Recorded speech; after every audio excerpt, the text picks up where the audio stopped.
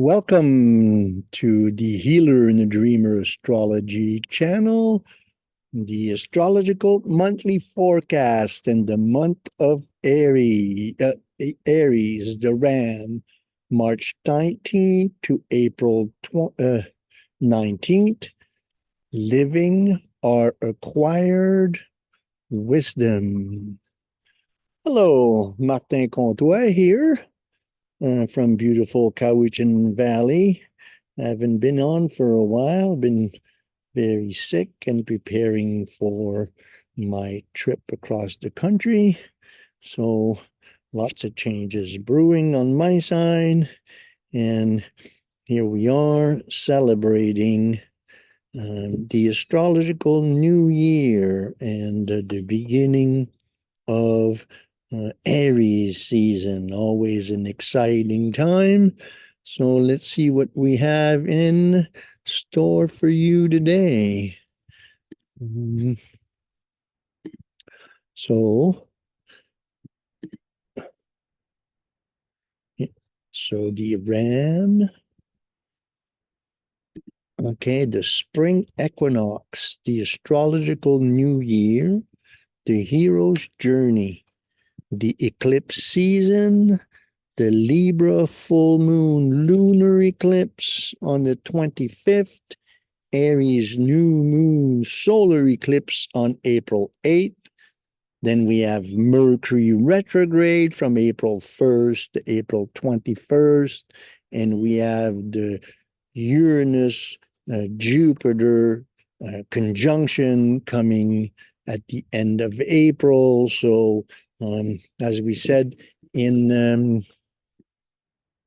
our year 2024 predictions, winter was going to be challenging and dark, and then the spring would start with a bang.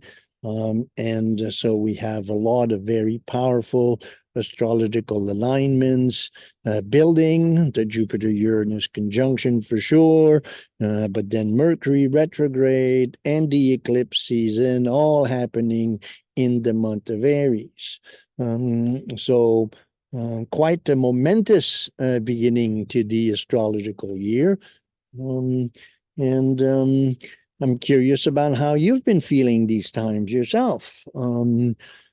How has the Pisces season for you? The month of Pisces for me was quite reclusive and low energy, lots of gestation and reflection, and need to acknowledge what is dying in our own process so that we can be reborn to a higher octave of expression.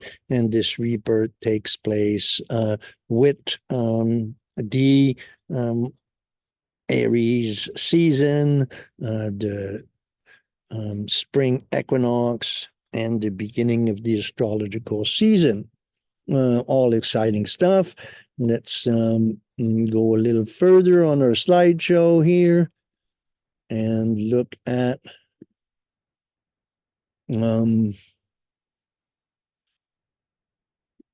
so the Aries, the Ram, is Mars is the ruler. Here we have a picture of Mars. Mars is the ruler of Scorpio and Aries. So I named this video "Living Our Acquired Wisdom," just because this is what's been resonating a lot with me lately, how with the changing of the times, we are really being asked to be an example of our acquired wisdom, to act on it, to live it, instead of repeating the old story. So the spring equinox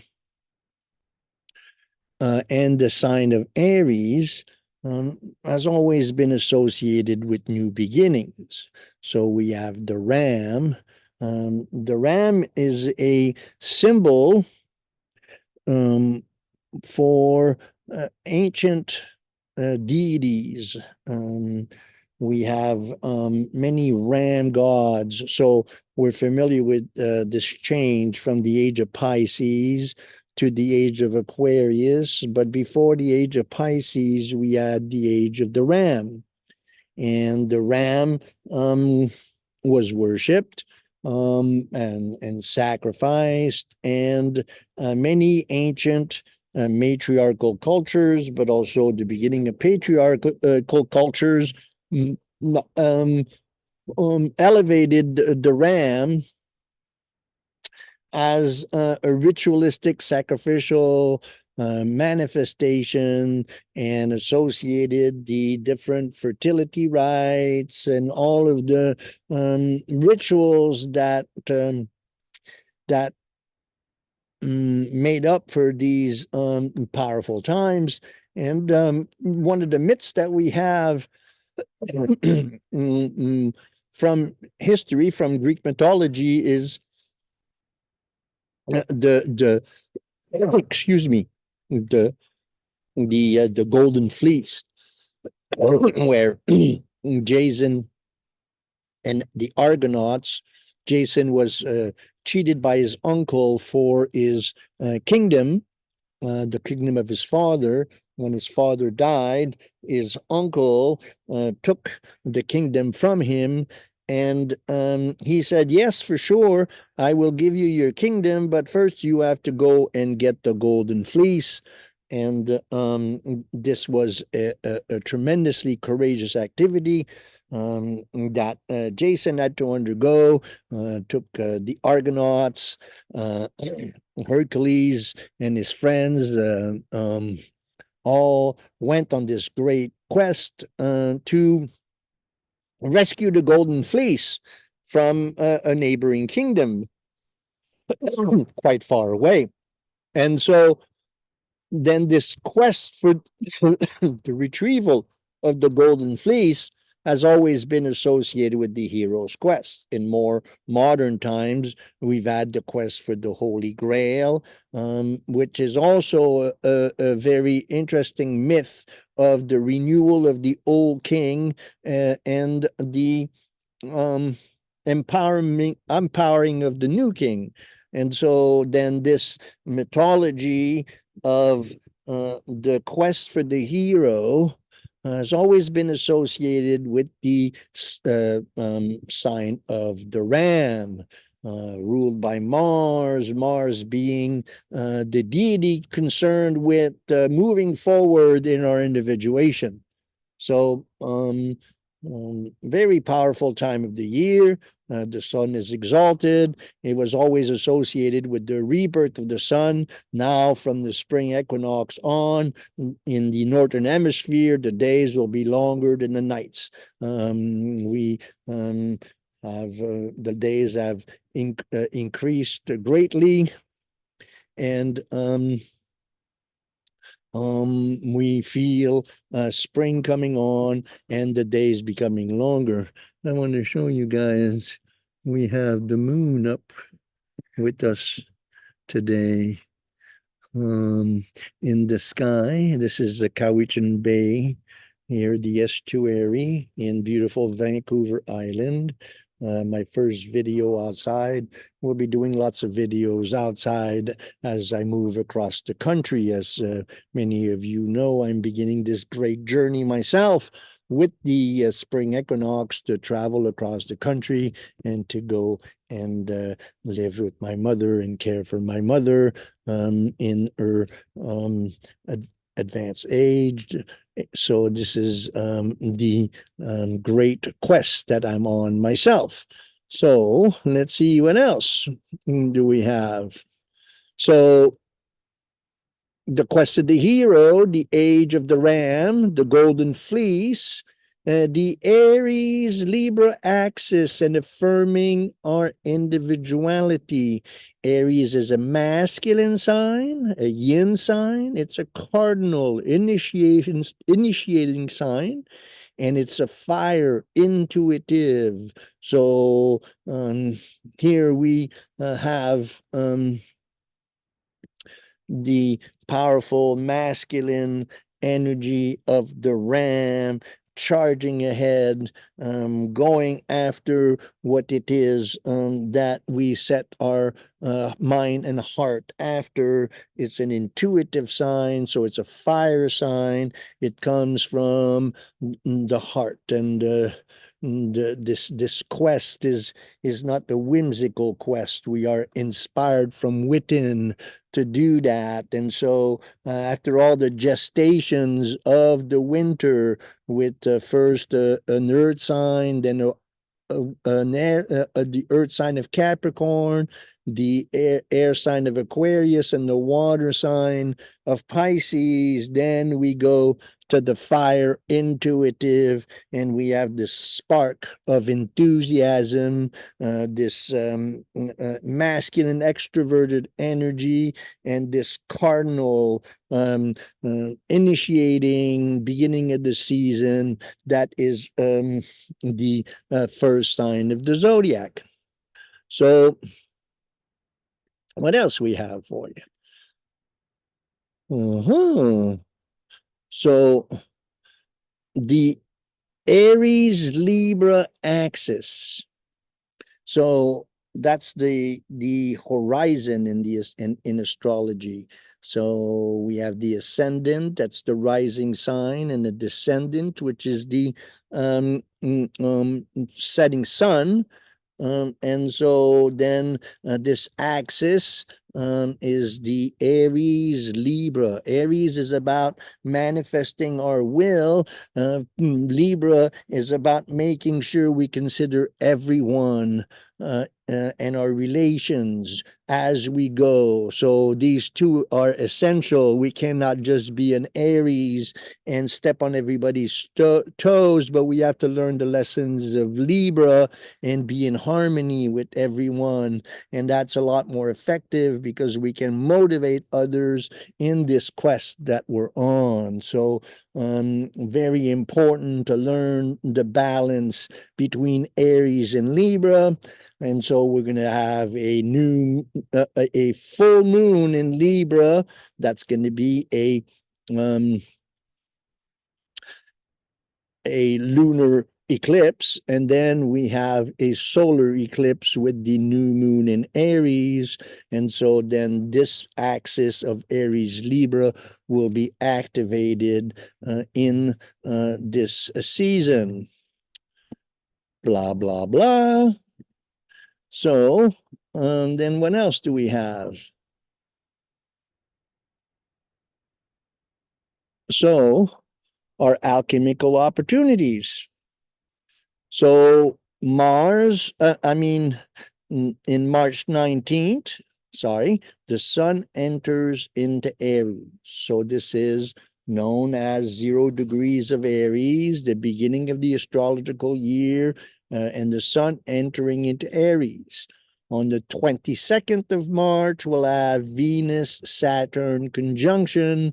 So Venus and Mars are going to be traveling through Pisces and are going to both make conjunctions with Saturn and with Neptune later on during the month of Aries. And so Venus is exalted in Pisces. So we have a very huge capacity for love, and in Saturn in Pisces as well. Saturn's been traveling through Pisces, and that's a lot about creating the sacred container. So Venus Saturn conjunction on on March 22nd, and also on March 22nd, Mars enters into Pisces. Then on March 25th, we have that Libra full moon lunar eclipse. And then on the 1st of April, for April Fool's Day, we have Mercury turns retrograde. Nature does have a sense of humor. Then April 8th, the Aries new moon solar eclipse, and that will be visible on the East Coast and through the United States. We're going to see a full solar eclipse. out west here, we won't get to see it. And hopefully by then I will be east to go see it, and I'll report as I go along. April 10th, Mars-Saturn conjunction. April 11th, the Sun-Mercury conjunction. So this is a key point in the Mercury retrograde cycle, where the Mercury reaches the Sun as it moving retrograde and passes the Sun and goes from the the evening star to the morning star. And so that's a very important. We usually experience in combustion. So, keeping all of that in mind as this month goes along. Then on the 19th, the Sun enters into Taurus. And then on April 20th, we have the Jupiter Uranus conjunction. And on the 24th, Mercury stations retrograde.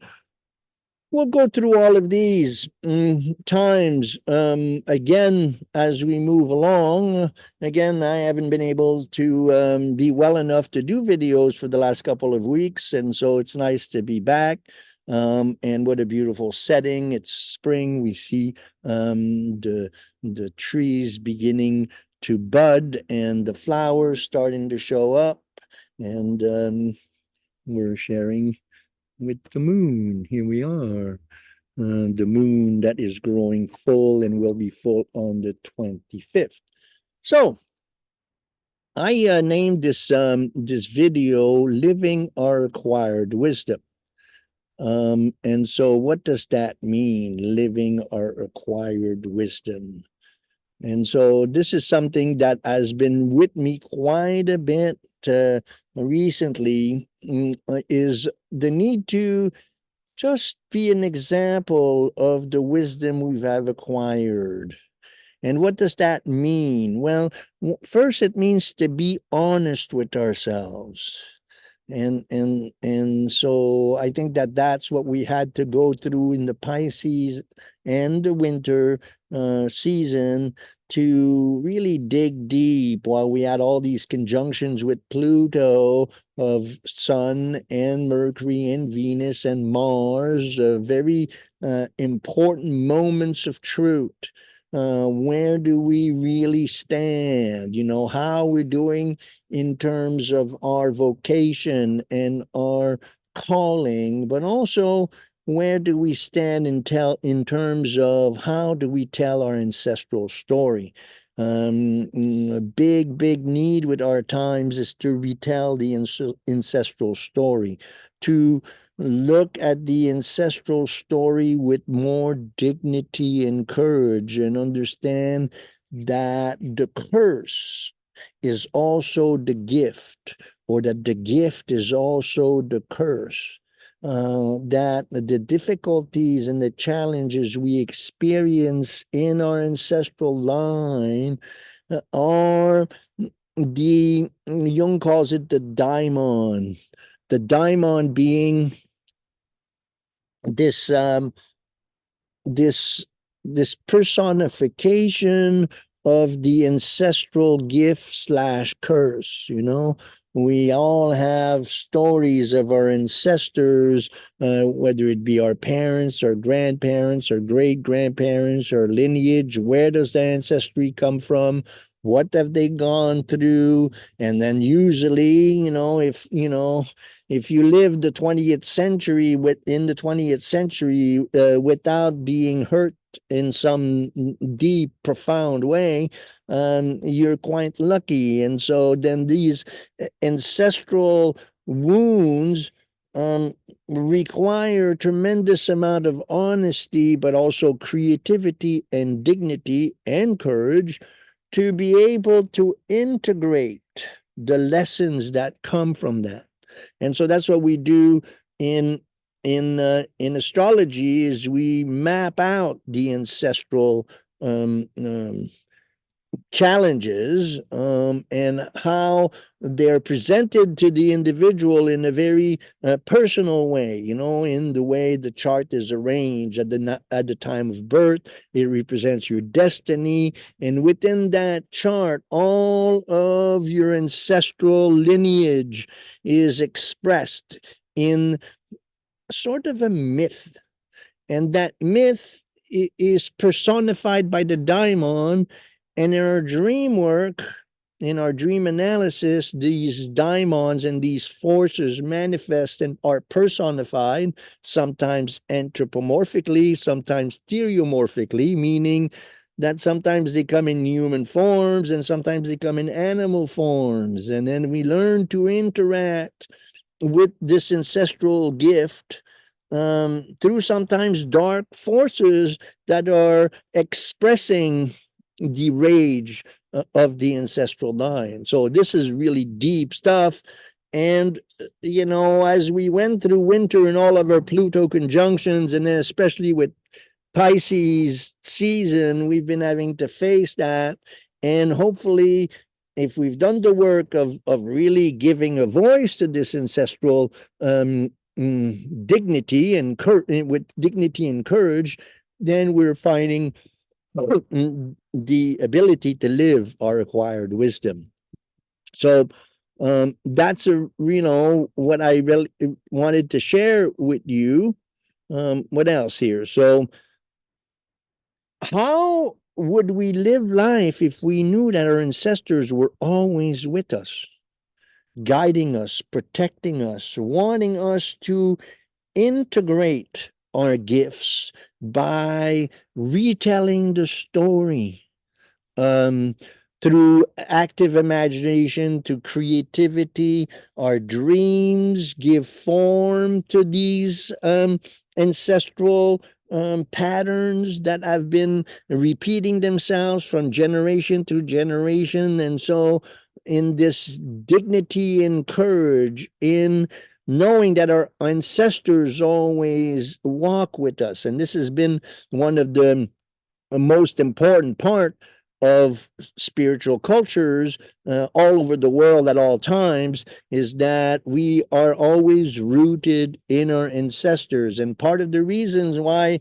modern man is so dissociated is because he has lost his connection with his ancestral line. He has lost the anchor that keeps him connected to the ages. And so this is one of the most important part of living our acquired wisdom. Also, we have how would we live our life if we knew that the great mother and great father were guiding us and supporting us? And so I call that living in a sacred manner. Such an important part of living our acquired wisdom is to know that we are always guided and supported by the sacred masculine, the sacred feminine. These archetypal forces in astrology are represented by the sun and the moon. So when we look at the sun and the moon, or do a little wink at the moon here, when we these archetypal forces represented by the sacred masculine, the sun, and the sacred feminine, the moon, is how we interact in our with those archetypes in our charts, but also in the transiting of the planets and in the great round of the sun moving through the zodiac, and the moon also moving through the zodiac every month. While the sun is in a particular sign, the moon comes in conjunction, the great wedding, and then the great birth, the opposition of the full moon. And so then we follow the great round, as the Buddhists call it, and that is maps out our path of individuation, our path of becoming whole and becoming all that we, like Jung says, all that we've always have been. So what if I was always accompanied by God? What if the Great Mother was always with me?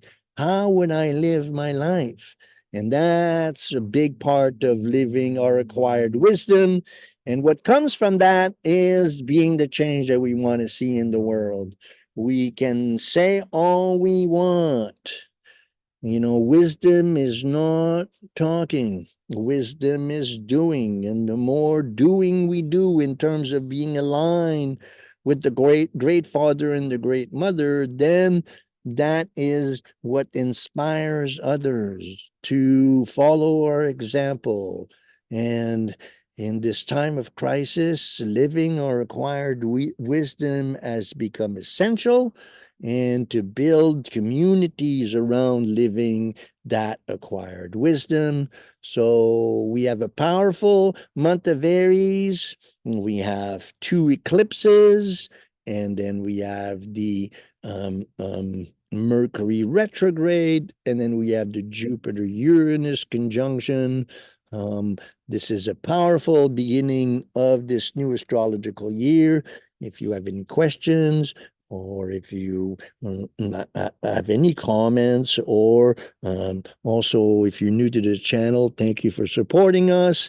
And please hit the like button and subscribe. That's how we grow.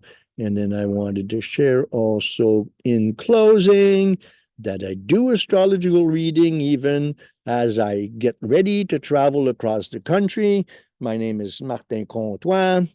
This is the Healer and the Dreamer Astrology channel, Astrology, Alchemy, Dreams, and Jung. The Healer and the Dreamer weaves an insightful tapestry using astrology, alchemy, dream work, and the analytical psychology of Carl Gustav Jung to bring clarity to the path of self-realization in our modern time. My email address is spiritofthetimes108@gmail.com. If you're watching this video, you've already seen our YouTube channel. We're also on Facebook and the Healer Dreamer Astrology.ca. All right. So it's been fun to be back, and I will post more often. And the next video will be on the Libra full moon lunar eclipse on the 25th.